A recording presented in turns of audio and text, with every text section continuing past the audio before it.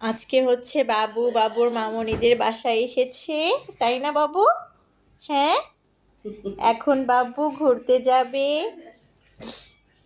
বাবু এখন গোসল করবে, গোসল করে রেডি হয়ে ঘুরতে যাবে। Welcome to my new another vlog. তো কেমন আছেন সবাই? আশা করি ভালো আছেন। তো আরেকটি নতুন ভিডিও নিয়ে চলে আসলাম। তো সেই দিন গিয়েছিলাম হচ্ছে আমার নানুর বাসায়। তো সেইখান থেকে একটা অনুষ্ঠান বাড়িতে আমরা যাব, যার জন্য বাবুকে সকাল সকাল গোসল করে এই তো রেডি করে দিয়েছিলাম। বাবুকে রেডি করে দেন, এখন আমি হচ্ছে রেডি হব। রেডি হয়ে তারপর হচ্ছে রওনা দিব। তো এইখানে বাবুকে বাবুর দিদা জুতা পরিয়ে দিচ্ছিল। দেন সবাই রেডি হয়ে আমরা বের হয়ে গিয়েছিলাম। বাসার সামনে থেকে গাড়িতে উঠেছিলাম আমি, আম্মু, আমার নানু, মানে হচ্ছে ওরহানের মামুনি, আর ওরহানের মামা, তারপর হচ্ছে আমার মামি, সবাই মিলে যাচ্ছিলাম।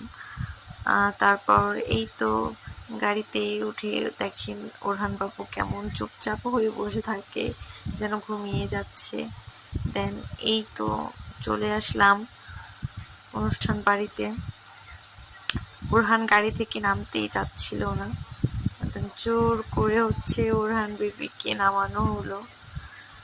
তারপর হচ্ছে আমার একটা মামার বাসায় গিয়েছিলাম, গিয়ে হচ্ছে মামা হচ্ছে অনেক এই এটা কি বলে হচ্ছে গোল বড়ই, মিষ্টি বড়ই গাছ লাগিয়েছিল অনেক অনেক, মানে বড় জমিতে।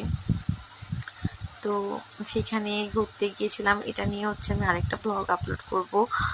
তো তো আর কি ওরহান খুব মজা করছিল। এই তো এটাকে হচ্ছে জমি চাষ করার যে গাড়িটা বলে ওইটাতে উঠে বসেছিল ওরহান, ওইটা থেকে নামতেই চাচ্ছিল না। তারপর হচ্ছে ওইখানে কিছুক্ষণ থেকে সবার সাথে একটু কথা বলে টলে দেন আমরা চলে আসলাম।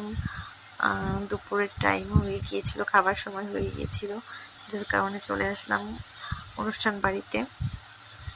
এই তো সবাই বসেছিল খাওয়া দাওয়া করার জন্য, আর এত পরিমাণ গরম ছিল। এই গরমের মধ্যে হচ্ছে খেতে তো পারিনি, খাবার রেখে উঠে চলে এসেছিলাম আমি। দেন আইসক্রিমওয়ালা এসেছিল, তার থেকে নানু একটা আইসক্রিম কিনে দিয়েছিল। আর এখানে আমার পাখিটাই তো ঘুমোচ্ছিল, মানে আমার নানুর কাছে ছিল, নানু ঘুম পাড়িয়ে দিয়েছিল।